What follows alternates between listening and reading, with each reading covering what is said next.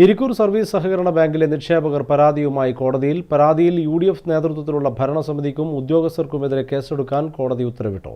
നിക്ഷേപിച്ച തുക തിരികെ നൽകുന്നില്ലെന്ന് ആരോപിച്ചാണ് ഇടപാടുകാർ കണ്ണൂർ ഫസ്റ്റ് ക്ലാസ് മജിസ്ട്രേറ്റ് കോടതിയെ സമീപിച്ചത്.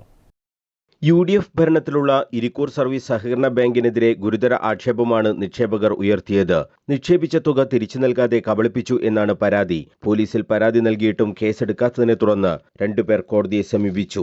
ശ്രീകണ്ഠാപുരം സ്വദേശി പത്മനാഭൻ, ശ്രീജ എന്നിവരാണ് അഡ്വക്കേറ്റ് മുഹമ്മദ് റിഫായി മുഖേന കണ്ണൂർ ഫസ്റ്റ് ക്ലാസ് മജിസ്ട്രേറ്റ് കോടതിയെ സമീപിച്ചത്.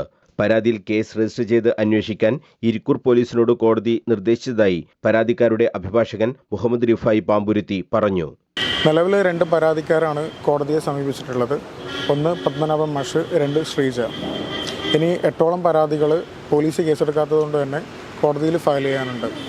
നിലവിൽ ഇതിൽ പ്രതികരിക്കപ്പെട്ടിട്ടുള്ളത് ഇരിക്കൂർ സർവീസ് സഹകരണ ബാങ്കിലെ 2015 മുതലുള്ള ഭരണസമിതി അംഗങ്ങളും 2 സെക്രട്ടറിമാർ അജിതയും അതേപോലെ തന്നെ മനീഷും ആ ബാങ്കിലെ ജീവനക്കാരുമാണ് പ്രതികരിക്കപ്പെട്ടിട്ടുള്ളത്.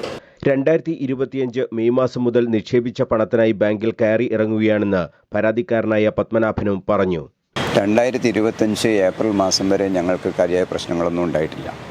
ഒരുവിധം സ്മൂത്തായിട്ട് കാര്യങ്ങൾ പോകുന്നുണ്ടായിരുന്നു. പക്ഷേ മെയ് മാസം തുടക്കത്തിലാണ് ബാങ്കിൽ ക്യാഷിന് പോയപ്പോൾ അവർ പറഞ്ഞത് സെക്രട്ടറി ബാങ്കിൽ വരുന്നില്ല, സെക്രട്ടറി ബാങ്കിൽ വരാത്തതുകൊണ്ട് പൈസ ആർക്കും ചാർജും കൊടുത്തിട്ടില്ല, അതുകൊണ്ട് പണം തരാൻ പറ്റില്ല എന്നാണ് ഇപ്പമുള്ള സെക്രട്ടറി ചാർജ് വഹിക്കുന്ന അജിത് പറയുന്നത്.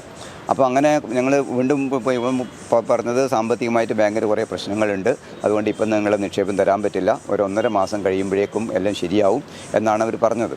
അപ്പോൾ അതുകൊണ്ട് മാത്രമല്ല, നമ്മുടെ നിക്ഷേപം അങ്ങനെ ഇട്ട് കഴിഞ്ഞാൽ എനിക്ക് അത്യാവശ്യമായതുകൊണ്ടാണ് ഞാൻ പോയത്. കാരണം എനിക്ക് എൻ്റെ അമ്മ കിടപ്പിലാണ്, എൻ്റെ സഹോദരി ക്യാൻസർ ട്രീറ്റ്മെൻറ്റ് നടക്കുന്നു.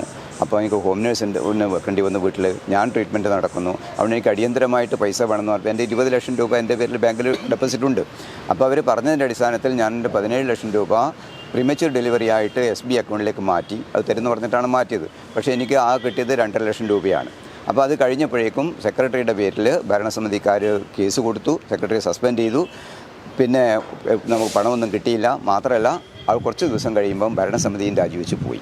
അപ്പോൾ ഇതിൻ്റെ യഥാർത്ഥത്തിൽ അർഹതയില്ലാത്ത പലർക്കും ഭരണസമിതി ലോണ് കൊടുക്കുകയും ആ ലോണൊന്നും തിരിച്ചു പിടിക്കാതിരിക്കുകയും ചെയ്താണ് ബാങ്കിൻ്റെ പ്രതിസന്ധിക്ക് കാരണം എന്നാണ് നമുക്ക് മനസ്സിലാക്കാൻ കഴിഞ്ഞിട്ടുള്ളത്. പത്മനാഭൻ്റെയും കുടുംബത്തിൻ്റേതുമായി 20 ലക്ഷം രൂപയോളം നിക്ഷേപമുണ്ട്. പരാതിക്കാരിയായ ശ്രീജിയുടെ അമ്മ ചികിത്സക്കായി പണം വേണമെന്ന് ആവശ്യപ്പെട്ടാണ് ബാങ്കിൽ സമീപിച്ചതെന്നും എന്നാൽ പണമില്ല എന്ന മറുപടിയാണ് ബാങ്കിൽ നിന്നും ലഭിച്ചതെന്നും പരാതിയിൽ പറയുന്നു.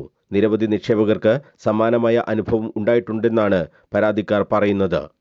News bureau, Kannur.